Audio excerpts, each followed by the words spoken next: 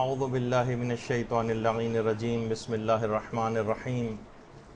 الحمد للہ وکفا وسلام علی عبادہ الذین اصطفیٰ. درود بھیجیے محمد و آل محمد.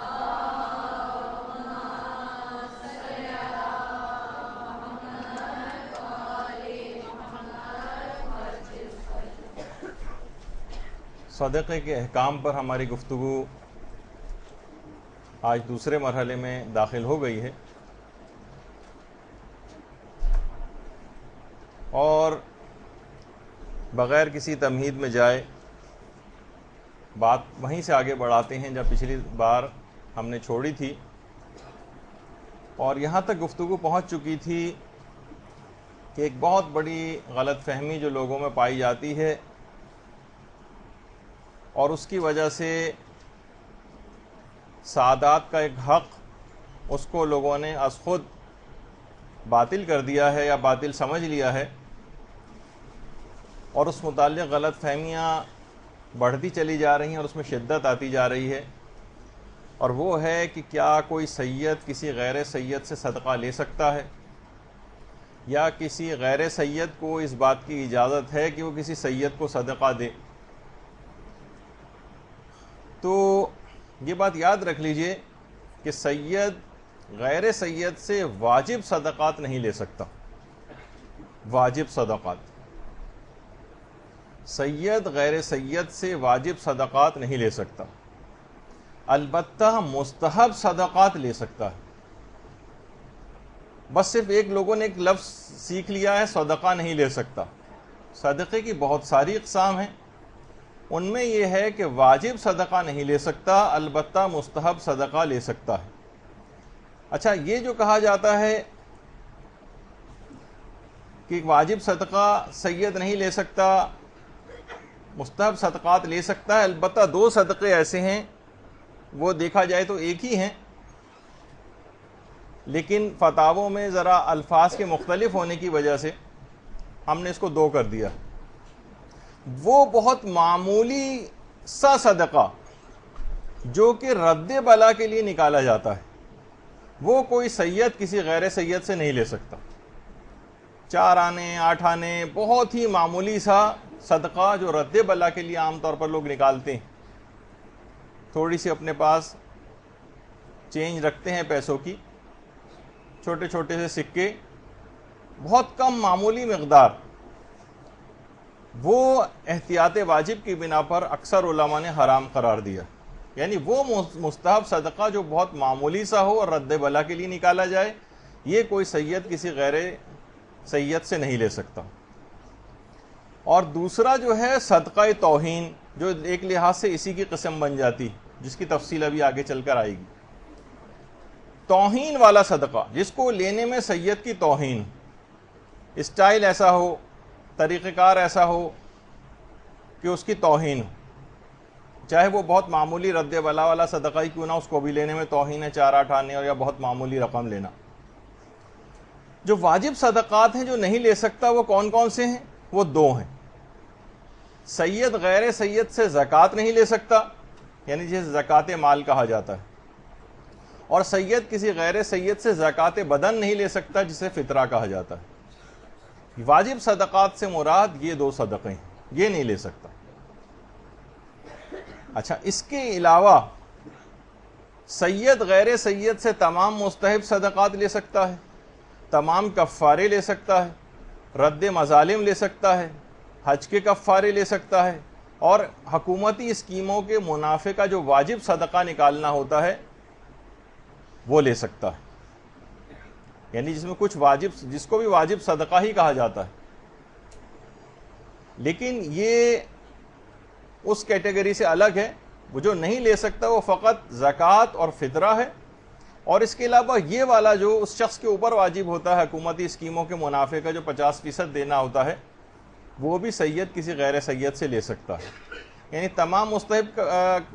صدقات، تمام کفارے، رد مظالم اور حجوں کے کفارے، اور یہ حکومت سے جو عام طور پر پیسے اس انداز سے مال مجہول المالک کی صورت میں ملتے ہیں، اس کا 50% دینا ہوتا ہے غریب کو، یہ سید غیر سید سے لے سکتا ہے. یعنی اس میں سید اور غیر سید کی ان چیزوں میں کوئی قید نہیں۔ پھر مسئلہ کیا ہے؟ پھر اتنا شور کیوں مچایا جاتا ہے؟ تو اصل بات یہ کہ بات کو لوگ سمجھتے نہیں۔ خود آقا خوئی نے مستند العروۃ الوثقی کے اندر، البتہ یہ تو دوسری جلد کی تصویر ہے، 14ویں جلد کے اندر آقا خوئی نے بہت اس بات کے دلائل پیش کیے ہیں کہ جس صدقے کی حرمت سادات کے لیے آئی ہے اس سے مراد خود زکوٰۃ ہے، اور یہ خود امام معصوم نے یہ بات بتائی ہے کہ اس صدقے سے مراد زکوٰۃ ہے۔ دیکھیے قرآن میں اہم ترین موقع کہ جہاں پر صدقے کا لفظ استعمال ہوا ہے اور اس کے بعد نصاب وغیرہ کے حوالے سے اور اس کے دینے کے طریقہ کار وغیرہ کے حوالے سے گفتگو ہوئی ہے، وہاں پر بھی زکوٰۃ کے لیے صدقے کا لفظ استعمال ہوا ہے۔ اور اس کے علاوہ قرآن میں جس جگہ بھی زکوٰۃ کا لفظ آیا ہے اس سے مراد بذل مال ہے، چیریٹی ہے، عام خیرات وغیرہ مراد ہے۔ تو لوگوں نے اس کو بالکل الگ طور پر سمجھ لیا ہے، جو کہ اتنا زیادہ مناسب نہیں ہے اس بات کو اس انداز سے لینا، اور علماء اور فقہا نے، اور اس کے اندر کوئی اختلاف بھی نہیں۔ قرآن کی جو آیت آئی ہے جس میں زکوٰۃ کے متعلق بات بیان ہوئی ہے وہ یہ ہے جو آپ کے سامنے ہے، جو سورہ توبہ کی آیت نمبر 103 ہے۔ خذ من اموالہم صدقۃ تطہرہم وتزکیہم بہا وصلی علیہم ان صلاتک سکن لہم واللہ سمیع علیم۔ اے پیغمبر، آپ ان کے اموال سے صدقہ لیں۔ صدقے سے مراد تمام روایات کے اندر بھی یہ بات آئی ہے اور علماء نے بھی اس کو یہی لکھا ہے کہ آپ ان کے اموال سے زکوٰۃ لیں تاکہ یہ اس کے ذریعے پاک و پاکیزہ ہو جائیں۔ وصلی علیہم، اور آپ انہیں دعائیں دیں۔ ان صلاتک سکن لہم، کہ آپ کا دعا، ان کے لیے دعا کرنا ان لوگوں کے لیے تسکین قلب کا باعث بنے گا۔ اچھا، یہاں پہ بھی علماء نے ایک بات کہی کہ یہاں پر خذ کا لفظ آیا ہے، خذ من اموالہم، تقبل کا لفظ نہیں آیا۔ خذ کے معنی آپ لیں، یعنی آپ عام صدقات کی طرح سے منتظر نہ ہوں کہ لوگ آپ کے پاس خود ہی لا کر پہنچائیں گے، نہیں، بلکہ آپ کو عمال مقرر کرنے چاہیے، جائیں، جا کر لوگوں کے مال سے زکوٰۃ لیں، ان سے اخذ کریں۔ یعنی صدقہ کے معنی ہیں زکوٰۃ کو ادا کرنا، اور یہ بھی جیسے کہ آیت کے اندر آئے تاکہ یہ پاک و پاکیزہ ہو جائیں۔ علماء فرماتے ہیں اس کے معنی یہ ہیں کہ صدقات دینے سے یا زکوٰۃ دینے سے یا جو مال، جو بھی آپ کے واجبات اور مستحبات ہیں، ان کو دینے سے ہمیشہ روحانی ترقی ملتی، اور اس کے برخلاف اگر مال نہیں دیں گے، مال سے دل لگا لیں گے، تو صدقات کی طرف مثلاً اگر دل مائل نہ ہو تو یہ روح کی آلودگی کی علامت ہے، اور یہ اس بات کی علامت ہے کہ روح جو ہے معنوی عدم تکامل کا شکار، یعنی اس کی علامت ہے کہ روحانی طور پر انسان مضبوط نہیں ہوا ہے، کیونکہ خود قرآن نے اس بات کو کہا تاکہ یہ پاک و پاکیزہ ہو جائیں، یعنی اموال کا دینا انسان کو پاک و پاکیزہ بناتا ہے، اور انسان اگر اپنے واجبات کو ادا نہ کرے تو اس کی روحانی ترقی رک جاتی۔ اور جو بھی ایسا کرے گا رسول کی دعا اس کے شامل حال ہو جائے گی۔ وصلی علیہم، جو کہ آپ نے ابھی آیت میں سنا کہ پیغمبر کی دعا اس کے شامل حال ہو جائے گی، بلکہ علماء نے فرمایا کہ پروردگار نے خود رسول کو اس بات کا حکم دیا ہے کہ آپ ان جو لوگ یہ اموال نکال رہے ہیں آپ ان کے لیے دعا کریں۔ تو سوچئے کہ خود اس پروردگار عالم جس نے حکم دیا ہے، پھر اس کی رحمت کا کیا عالم ہوگا جب اپنے رسول کو حکم دے رہا ہے کہ آپ ان کے لیے دعا کریں۔ تو اس آیت سے ایک بات اور بھی ہے کہ اس سے ایک اور بڑا مسئلہ بھی حل ہو گیا کہ لوگ اعتراض کرتے ہیں کہ رسول اور ان کے اہل بیت کے لیے تو چلے ہم درود پڑھتے ہیں، درود بھیجیے اللہم صلی اللہ علیہ وسلم۔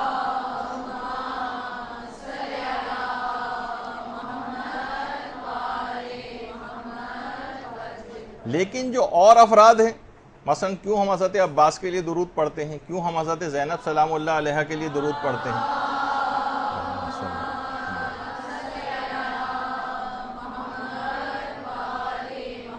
اس کے بھی کئی جوابات ہیں۔ البتہ فی الحال جو اس آیت سے ثابت ہوتا ہے کہ خذ من اموالہم صدقۃ تطہرہم تطہرہم وتزکیہم بہا وصلی علیہم، یعنی جو افراد یہ اموال نکال رہے ہیں ان کے اوپر صلی معنی دعا کے بھی ہیں، اور ظاہر ہے کہ درود کے معنوں میں بھی جو ہے یہ لفظ استعمال ہوتا ہے، اور اس کے معنی یہ ہوئے کہ جب عام افراد کے لیے صلی کا لفظ آیا ہے جو کہ اموال کو نکال رہے ہیں، تو کتنا بدرجہ اولا ان ہستیوں کے لیے درود کا پڑھنا جو ہے وہ جائز ہوگا۔ اور اس کے علاوہ اللہ سمیع علیم میں علماء فرماتے ہیں کہ پیغمبر کی دعا کے لازمی قبول ہونے کی طرف بھی اشارہ ہے اس میں، کیونکہ خدا دعاؤں کو سنتا بھی اور قبول بھی کرتا ہے۔ اس کے معنی یہ ہیں کہ لازمی پیغمبر کی دعا ان افراد کے لیے شامل حال ہوگی اور پروردگار اس دعا کو لازمی قبول کرے گا، یعنی اپنے مال کو اس طرح سے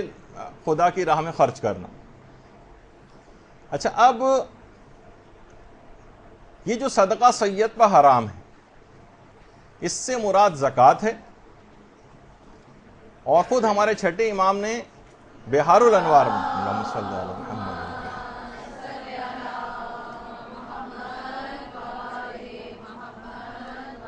بہار الانوار کی جلد نمبر 93 میں فرمایا کہ امام لوگوں کو مجبور کرے گا کہ ان کے مال سے زکوٰۃ وصول کی جائے،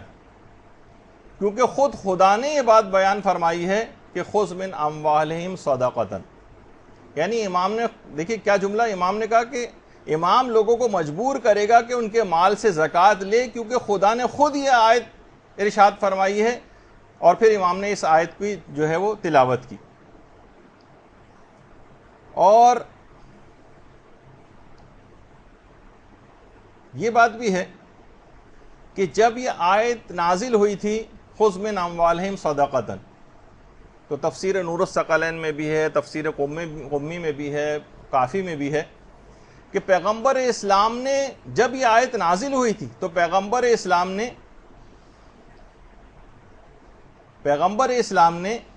منادی کو حکم دیا، اللہم صلی علی محمد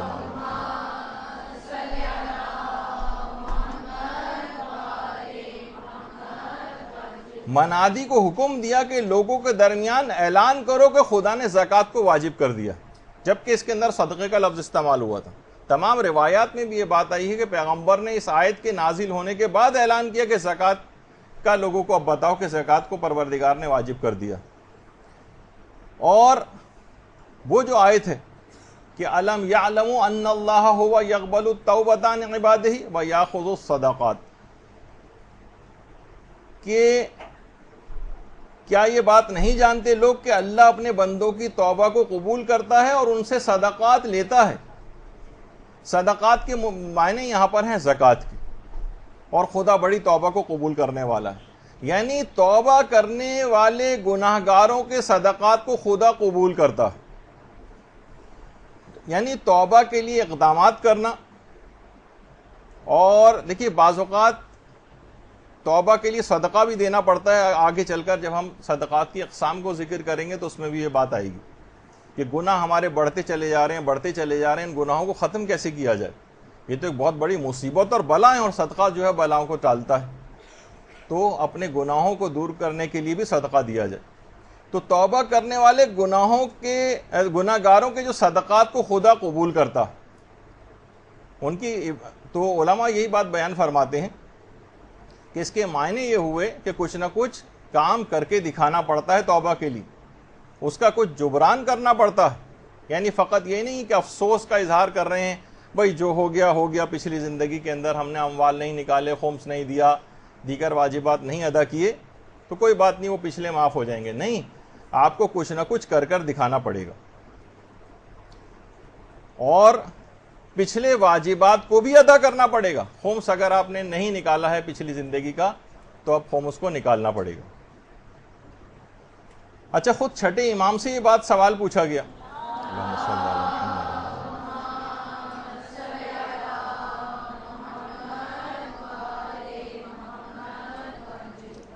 کہ کون سا صدقہ بنی ہاشم کے لیے حرام ہے، کون سا صدقہ ہے وہ؟ بہت معتبر روایت وسائل الشیعہ کی تو امام نے فرمایا ہی الزکات، اس سے مراد زکوٰۃ ہے، یعنی وہ صدقہ جو بنی ہاشم کے لیے حرام ہے اس سے مراد زکوٰۃ ہے، جو ہم نے سب سے پہلے آپ کی خدمت میں پیش کیا تھا۔ اور اس کے علاوہ جتنے دیگر صدقات ہیں امام نے کہا کہ اس کو لینے میں کوئی حرج نہیں، جو لوگ عام طور پر ایک دوسرے کو دیتے ہیں ان کو لینے میں کوئی حرج نہیں۔ اور یہ بھی بات پوچھی گئی کہ کون سا صدقہ حرام ہے، زید الشہام سے جو روایت ہے، جو چھٹے امام سے یہ بات پوچھی گئی، تو امام نے اس کا بھی یہی جواب دیا کہ اس سے مراد زکوٰۃ مفروضہ یعنی زکوٰۃ واجب، اور اس کے علاوہ جو ہیں وہ لینا حرام نہیں۔ تو خود ائمہ نے اپنے کلام میں یہ بات ارشاد فرمائی، اور دیگر روایتوں میں بھی یہی بات آئی ہے کہ یہ بات پوچھی گئی جب امام سے کیا بنی ہاشم جو ہے وہ صدقات لے سکتے ہیں، تو امام نے فرمایا کہ لوگوں کے واجب صدقات کو نہیں لے سکتے، فَإِمَّا غَيْرُ ذَلِكَ فَلَيْسَ بِهِ بَأْسٌ، اس کے علاوہ جتنے ہیں اس کو لینے میں کوئی حرج نہیں۔ یعنی واضح طور پر امام نے مستحب صدقات وغیرہ کو لینے کی اجازت دی ہے، اور صرف واجب صدقات کو جو ہے منع کیا۔ اور خود مرحوم آیت اللہ خود یہ بات فرماتے تھے کہ سادات کو مستحب صدقہ دینا ارجح اور افضل، بہت زیادہ اس کا رجحان اس بات کا ہے کہ سادات کو جو ہے وہ صدقہ مستحب صدقہ دیا جائے۔ اور وہ فرماتے تھے کہ مستحب صدقہ سادات کو دینے سے پیغمبر اسلام کی شفاعت کی امید پیدا ہو جاتی، کہ پیغمبر اسلام خود شفاعت کریں گے، کہ بہت ساری روایتوں میں اس بات کا تذکرہ آیا ہے کہ خود پیغمبر اسلام نے یہ بات ارشاد فرمائی ہے کہ 4 لوگوں کی میں شفاعت کروں گا، جس میں سے 2 لوگ ہم ابھی بیان کریں گے روایت میں، 4 لوگوں کی میں شفاعت کروں گا، خواہ وہ ساری دنیا کے گناہ کیوں نہ اپنے ساتھ لے کر آئیں، میں ان کی شفاعت کروں گا۔ تو اور پہلی چیز پیغمبر نے فرمایا کہ وہ جو کہ میری ضروریت کی مدد کرتے ہیں ان کی، اور جنہوں نے کسی مشکل وقت میں میری ضروریت کی مالی مدد کی۔ رسول کافی کی جو روایت ہے، پوری دنیا کے گناہ بھی اپنے ساتھ لے کر آئیں گے تو میں ان کی شفاعت ضرور کروں گا۔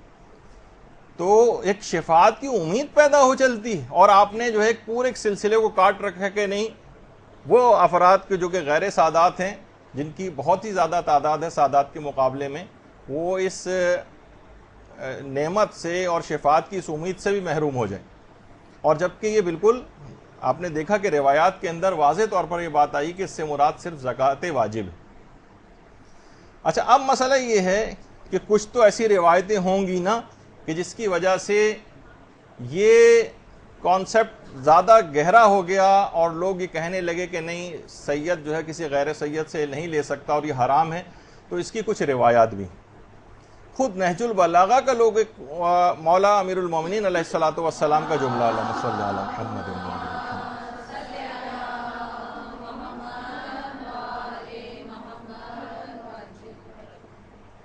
کہ امام نے فرمایا نہج البلاغہ میں کہ زکوٰۃ و صدقہ ہم اہل بیت کے اوپر حرام ہے۔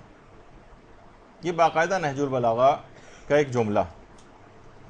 اچھا، اب یہاں پہ مسئلہ یہ ہے، اچھا اب لوگ یہ لا کر آپ کے سامنے پیش کریں گے کہ دیکھیے خود نہج البلاغہ میں امیر المومنین نے یہ بات ارشاد فرمائی، اور دونوں کو زکوٰۃ کو اور صدقے کو الگ الگ بیان کیا۔ آیت اللہ خوئی نے یہ بات ثابت کی ہے کہ احکام کے استنباط میں نہج البلاغہ پر اعتماد نہیں کیا جا سکتا، کیونکہ یہ حدیثوں کی کتاب ہی نہیں۔ نہج البلاغہ میں جو سید رضی نے امام کے جو اقوال جمع کیے ہیں وہ روایتوں کے سیاق و سباق سے کاٹ کر فقط وہ جملے جو فصاحت و بلاغت سے بھرپور تھے صرف وہ اس کے اندر نہج البلاغہ میں جمع کیے۔ یعنی نہج البلاغہ ایک ادبی کتاب ہے،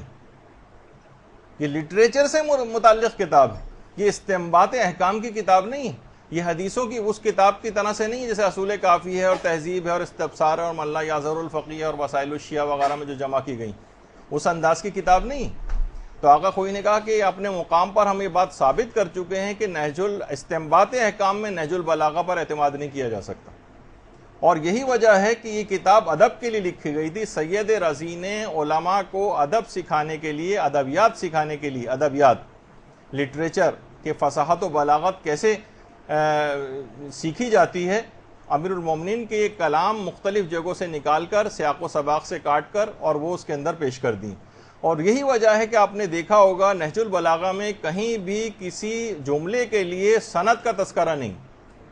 کہ یہ روایت فلاں راوی نے فلاں راوی سے بیان کی اور اس نے ان سے بیان کی اور اس نے ان سے بیان کی، اور یہاں تک کہ وہ سلسلہ اوپر تک چلتا ہوا امیر المومنین تک پہنچا. یعنی یہ کتاب اس متعلق ہے ہی نہیں کہ مسائل شریعت کا اس سے استنباط کیا جائے. سب سے پہلی بات تو یہاں پر ہی بات ختم ہو جاتی. لیکن اس کے باوجود بھی کہ جتنی بھی یہ روایتیں ابھی آپ آگے چل کر بھی سنیں گی، یہ جس کے اندر سادات کے لیے حرمت کی بات آئی ہے مستحب صدقات کے لیے، وہ سب کی سب احادیث انتہا سے زیادہ ضعیف روایتیں. اور ضعیف روایت کبھی بھی کسی معتبر روایت کا مقابلہ نہیں کر سکتی، اور نہ ہی ضعیف روایت کی بنا پر کسی واجب اور حرام کا فتویٰ دیا جا سکتا. قیامت میں خدا مجتہدین کو پکڑے گا کہ جب یہ تمہارے نزدیک ثابت نہیں تھی روایت اور ضعیف تھی تو تم نے ایک واجب اور ایک حرام کا فتویٰ اس پہ کیسے دیا، کس فتوے کے تحت، کس دلیل کے تحت تم نے اس مستحب صدقات کو سادات کے لیے حرام قرار دیا. تو حرمت کی جتنی بھی احادیث آئی ہیں ایک تو یہ سخت ضعیف ہے. دوسری بات یہ ہے علماء نے بیان کیا کہ بالفرض اگر یہ روایات کو ہم مان بھی لیں کہ جس کے اندر سادات کے لیے مستحب صدقے کو حرام قرار دیا گیا، اگر ہم ان کو مان لیں تب بھی ان کی تعویل کرنا پڑے گی. یعنی علماء فرماتے ہیں کہ یہ جو عدم جواز صدقہ مستحبی کا حکم اگر ہم ان روایت کو مان لیں تو یہ فقط اور فقط رسول خدا، ائمہ اور خاندان اہل بیت سے مخصوص ہوگا، بس اس کے علاوہ اور کسی کے لیے ثابت نہیں ہوگا. یعنی یہ اس کے مستحب صدقہ سے اگر ہم ان کو مان لیں بالفرض تو یہ حکم ہے جو مستحب صدقے کا نہ لینے کا جو حکم ہے یا جو حرام ہونے کا حکم ہے، یہ صرف پیغمبر، ائمہ اور خاندان اہل بیت سے مخصوص ہے. اس کے علاوہ قیامت تک آنے والے جو عام سادات ہیں وہ اس کے زمرے میں شامل نہیں. یہی وجہ ہے کہ روایات کے اندر آپ نے سنا ہوگا کہ وہ روایتوں میں ہے کہ اہل سنت کے ہاں بھی روایتیں ہیں کہ امام حسن نے ایک دفعہ وہ کھجوریں وغیرہ صدقے کی اٹھا لی تھیں. اللہم صلی علی محمد.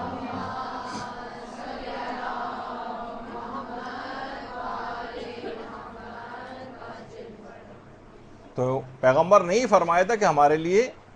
حلال نہیں ہے. تو اس سے بھی مراد ہے کہ ہم لوگوں کے لیے حلال نہیں ہے، یعنی وہی خاندان اہل بیت اس سے مراد. یا جو دیگر اور روایتیں بھی ہیں اس کے اندر بھی یہی والا جملہ آیا ان روایتوں کے اندر کہ ہم اہل بیت کے اوپر یہ حرام ہے. تو یہ جو جملے آئے ہیں روایت کے کہ ہم اہل بیت کے لیے حرام ہے، تو اس کا مطلب ہے کہ یہ حکم اگر ہم اس کو مان بھی لیں، وہ روایتیں معتبر بھی اگر ہوتی تو یہ صرف اور صرف مخصوص ہوگا پیغمبر، ائمہ اور خاندان اہل بیت سے مخصوص. اچھا، اب لوگ یہ کہیں گے کہ بھائی ہم اہل بیت کے لیے حرام ہے تو سادات بھی جو قیامت تک آ رہے ہیں وہ بھی تو اسی کے اندر شامل ہوں گے، وہ بھی تو ان کی آل اور اولاد میں سے ہیں. تو دیکھیے یہ جو انما یرید اللہ لیذھب عنکم الرجس اہل البیت والی جو آیت ہے، درود بھیجیے نا صلی اللہ علیہ وسلم.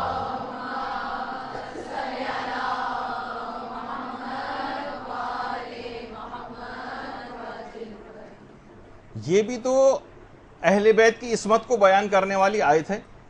تو کیا ہم یہ کہیں گے کہ اس سے مراد قیامت تک آنے والے جو سادات ہیں ان کی بھی عصمت ثابت ہوتی ہے؟ اس سے نہیں ثابت ہوگی. یہ مخصوص ہے اہل بیت سے متعلق. تو اس لیے علماء فرماتے ہیں کہ یہ جو حکم اگر اس کو ہم مان بھی لیتے ہیں ان روایات کو تو یہ حرمت مخصوص ہوگی اور یہ حرمت کا حکم عام نہیں ہوگا. اچھا، پھر ایک اور اس کی بھی وجہ ہے. دیکھیے بات اس وجہ سے ہم ذرا تفصیل میں جا کر اس کو بیان کر رہے ہیں کہ آج کل ایک فتنے کے طور پر چیز پھیل رہی ہے اور آج کل انٹرنیٹ اور اس کے اوپر لوگ بہت زیادہ بیٹھ رہے ہیں تو یہ احادیث بھی ڈسکس ہوتی ہیں کہ یہ جو کمزور روایتیں ہیں یہ ساری کی ساری ان معتبر روایتوں سے ٹکرا رہی ہیں جو اس سے پہلے ہم نے آپ کی خدمت میں پیش کی کہ امام نے فرمایا کہ نہیں، مستحب صدقات لینے کی اجازت ہے، البتہ جو واجب صدقات ہیں وہ نہیں لیے جا سکتے. یعنی جب وہ معتبر روایتیں تھی ساری، اور یہ جتنی بھی روایات ہیں جو اس کے مقابلے میں پیش کی جاتی ہیں وہ کمزور ہیں، اور کمزور جب معتبر سے ٹکراتی ہے تو وہ پائے اعتبار سے پہلے سے ہی وہ روایت کمزور تھی، اب بالکل ساقط ہو جاتی ہے اور اس کا حکم ثابت نہیں ہوتا. تو یہ ہمارے باقاعدہ اصول فقہ کا قاعدہ بھی ہے. تو اچھا، وہ جو روایت جو کہ بہار میں بھی ہے اور مقتل ابی مخنف میں بھی ہے حضرت ام کلثوم سے بھی، کہ جب درود بھیجیے اللہم صلی علی محمد و علی محمد،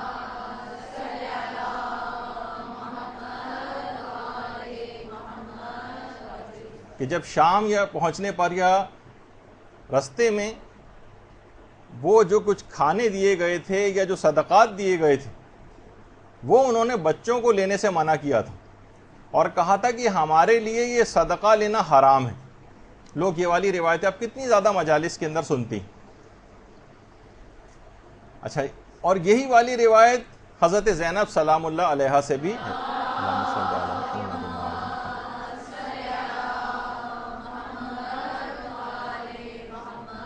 جو کوفے کی عورتوں سے مخاطب ہو کے انہوں نے یہی بات کہی تھی کہ یہ صدقہ ہم اہل بیت کے لیے حرام ہے۔ تو دیکھا آپ نے ہر جگہ اسی کا ہی بار بار تذکرہ آ رہا ہے۔ تو پہلی بات علماء نے کہا کہ اس وجہ سے بھی کہ ایک تو یہ بچوں کو منع کیا گیا تھا، بچوں کو، اس میں مخاطب بچے ہیں کہ جن پر کوئی تکلیف شرعی بھی عائد نہیں ہوتی۔ دوسری کہ یہ دونوں روایتیں جو حضرت ام کلثوم سے ہیں اور حضرت زینب سلام اللہ علیہا سے ہیں، یہ دونوں روایتیں بھی سخت ضعیف ہیں۔ مشہور ضرور ہو گئیں مجالس میں بار بار سننے کی وجہ سے، البتہ یہ ضعیف ہیں، اور اگر یہ ضعیف نہ بھی ہوتی تب بھی ہر جگہ یہ ہے کہ یہ ہمارے لیے حرام ہے، یہ ہم اہل بیت کے لیے حرام ہے، اس سے مراد وہی اختصاص ظاہر ہو رہا۔ یا علماء ایک اور بھی کہتے ہیں کہ اگر یہ روایتیں بالکل صحیح بھی ہوں تو تب بھی یہ صدقے کی اس حرام قسم میں چلی جائیں گی جو سب سے پہلے ہم نے آپ کی خدمت میں وہ جو 2 صدقات کی چیز پیش کی تھی، یعنی وہ معمولی سا صدقہ کہ جو کہ رد بلا وغیرہ کے لیے نکالا جاتا ہے، باقاعدہ اچھالے گئے تھے، خرمے اچھالے گئے تھے، کھجوریں اچھالی گئی تھیں، یا وہ کھانا رد بلا کے لیے اور صدقے کے طور پر دیا گیا تھا۔ اور دوسری یہ کہ یہ اتنا معمولی سا صدقہ لینا اور یہ اس انداز کا، جس انداز سے چیزیں اچھالی گئی تھیں یا پھینکی گئی تھیں ان بھوکے اور پیاسے بچوں کے لیے، تو یہ خاندان اہل بیت کی اس طرح کے صدقات لینے میں توہین بھی تھی۔ یہی وجہ ہے کہ اتنا معمولی سی رقم لینا، جب یہ آغا خوئی کے اور آیت اللہ سیستانی کے جو فتاوے ہیں اس کے اندر باقاعدہ احتیاط واجب کی بنا پر ایسے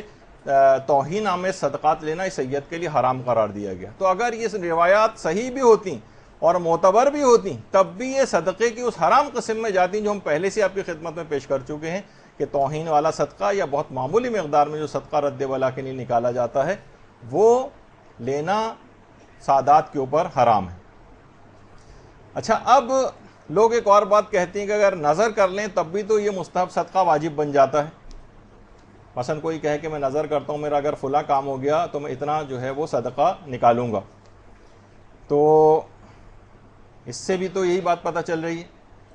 کہ یہ چیز واجب ہو گئی اور واجب صدقہ جو ہے وہ سید نہیں لے سکتا۔ تو علماء یہ فرماتے ہیں کہ واجب جو یہ ہوا ہے نظر کرنے کی وجہ سے، اصلاً یہ مستحب صدقہ ہی ہے، اس سے صدقے کی نیچر تبدیل نہیں ہوئی، بلکہ نظر ماننے سے نظر کا پورا کرنا واجب ہوتا ہے، نظر ماننے سے نظر کا پورا کرنا واجب ہوتا ہے، اس سے صدقے کی نوعیت تبدیل نہیں ہوتی۔ تو بہرحال خیر آپ نے دیکھا کہ ان تمام باتوں سے یہ بات ثابت ہوئی کہ اول تو یہ تمام روایتیں جو اس کے برخلاف پیش کی جاتی ہیں یہ سب کی سب روایتیں ضعیف ہیں، بلکہ سخت ضعیف ہیں،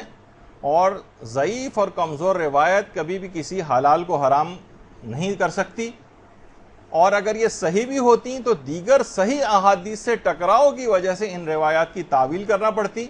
کہ یہ مختص ہے خاندان اہل بیت سے اور عام سادات سے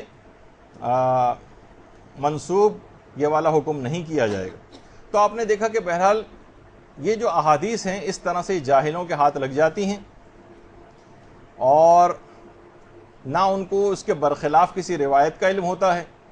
نہ ان کی سند کے اوپر کوئی نگاہ ہوتی۔ سند تو ہم نے ڈسکس ہی نہیں کی کیونکہ ہمارا مقام اور مرتبہ بھی نہیں ہے، تو مجتہد درس خارج میں اپنے ان تمام روایات کو لے کر آتا ہے، ان کو کیسے ضعیف قرار دیتا ہے، کون سے راوی ان کو ڈسکس کرتا ہے، یہ تو فقہات اس کے لیے درکار ہوتی ہے اور فقیہ کا کام ہے۔ لیکن آپ نے دیکھا کہ اتنی ناواقفیت اور جہالت کی وجہ سے لوگ ان احادیث سے معاذ اللہ گیند کی طرح سے کھیلتے ہیں، اور مجتہد جس کی نگاہ ان تمام احادیث کے اوپر ہوتی ہے اور تمام قرآنی آیات پر ہوتی ہے، وہ سیاق و سباق سے بھی واقف ہوتا ہے، وہ اقوال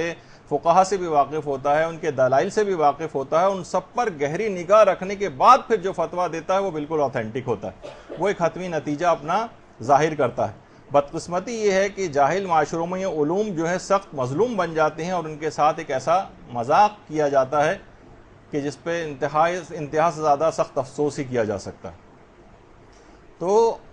نتیجتاً یہ کہ بہرحال ثابت ہوا کہ سید کا کسی غیر سید سے مستحب صدقہ لینا یہ بالکل جائز ہے، اور اس میں کوئی حرج اور ممانعت نہیں۔ تو یہ کچھ باتیں ایسی تھیں کیونکہ صدقے کے ضمن میں بہت زیادہ چیزیں پھیلتی ہیں، اور اس کا ایک بہت بڑا نقصان ہے جو ہماری جب ہم مانوی صدقات وغیرہ بیان کریں گے تو اس کے اندر ایک بہت بڑا نقصان اس کا آگے کسی جگہ کے اوپر انشاءاللہ ہم بیان کریں گے۔ تو یہ موضوع اپنی جگہ پر مکمل ہو۔ اللجن اللجن اللجن اللجن یا مولا اللجن اللجن اللجن اللجن اللجن اللجن اللجن یا صاحب السماء اللجن